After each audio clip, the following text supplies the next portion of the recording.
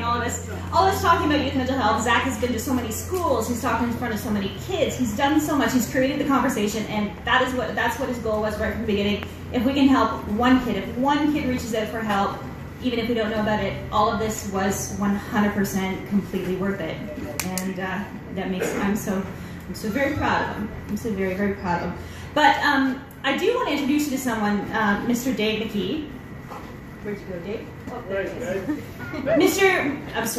Dave, he smacks me every time I call him Mr. McKee, is the owner of the Hitch House, and they were the people who donated this incredible RV. So before Zach even raised $1, before we did anything, we sent a letter to Dave and Tom, and we said, do you guys have a little RV in the back, like a little old one we could clean up and fix up and maybe rent from you? Because we don't know how we're getting from point A to B, but we're getting from point A to B. And he called us in, and both Tom and Dave said, yeah, no, we're going to order you a brand new RV. It's not even built yet, and you're going to use it all summer long at all the events.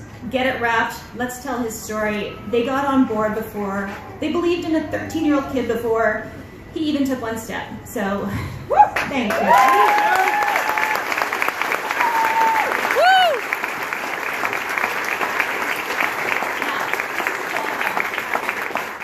Dave reminds me a lot of my own dad. He tells it like it is, and he's got a little story to tell you about what youth mental health means to him, and the fact that every single person we've talked to, their family has been touched by youth mental health. So I'd like to give him a moment to speak. Thanks, Shelley. Can everybody hear me? Yeah. Because I'm really shy like Zach. Hey, Doug. That's Zach's granddad. And I knew him when he was like, you were probably 17, Doug? Yeah, somewhere in there. Yeah, I was way older than him. So you get the idea. What I'm going to say is, when I was a kid, mental health touches every single family I know. It's incredible. And this kid is incredible. And when Shelley called me, I said to Tom, holy crap. Here's what we need to do is get involved with this kid. We can really help them. And Tom said right away, because his family's even worse than mine, he said, yeah, let's do it. So we called Shelley, and she came in, and we said, okay, let's do it. But I'm going to tell you why. When I was a kid, I lived in Montreal, and I was really young, and I ran away from home at 13 and lived in cars and stuff like that. And then I went back home, and there's lots of people like that, because I used to see thousands of them. And I went back home. I wasn't away that long, but I was away long enough to understand how serious it was to be living on the street. I mean, you're freezing your ass off at night, and you got nowhere to go, so you're sleeping in some guy's car with crap all over you. I wasn't mentally ill at that time, but my mother was a chronic schizophrenic, and my dad used to beat the living crap out of me because he was an alcoholic. And that's why I ran away. And I started to see all these kids that were sick. Anyway, I came back home, and so I worked like hell. And I got in the military, and that went really well. I mean, here I was 24 years old. I was a captain in the Airborne Regiment, which was a newly founded regiment. It was like JTF-2. And it was fantastic. And I was on top of the world, and I thought I was like The Rock, for God's sakes. And the phone rang. And this corporal comes out and he says, sir, it's the cops in Toronto for you. And I said, oh God, what's my brother done now? I had a brother that was 8 years younger than me. And the cop said, well, and Shelley said, geez, don't tell him that. I said, well, I'm going to tell him anyway. My brother stabbed the cop in the neck, and he had just an explosion. He just went off his nut.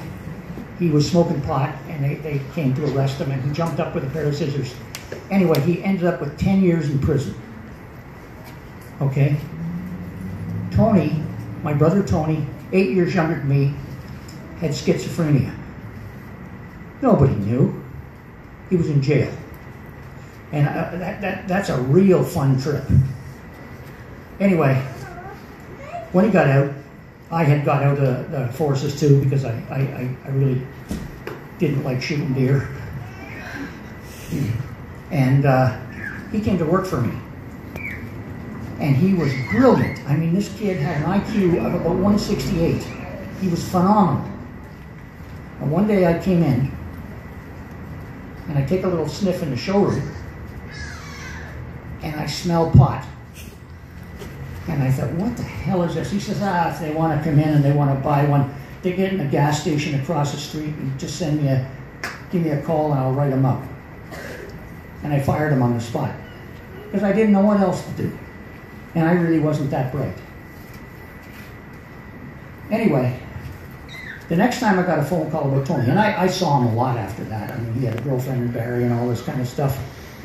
The next time I saw him, or I heard about him, was the cops called me again, and I'm at home, and I lived in Horseshoe Valley. This is about 15 years ago. And they said, sir, can we talk to you about your brother? They said, something's not right. He's on top of a table in a restaurant. He's got a bandana tied around his neck, or his head. And he's saying, I want to talk to the Pope in 10 seconds or I'm going to blow this thing wide open. They cleared the whole restaurant out, and he's standing on a table in this place.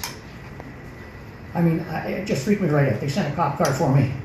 And I'd never been to Toronto that fast in my life. And I got a bad reputation anyway, but they went faster.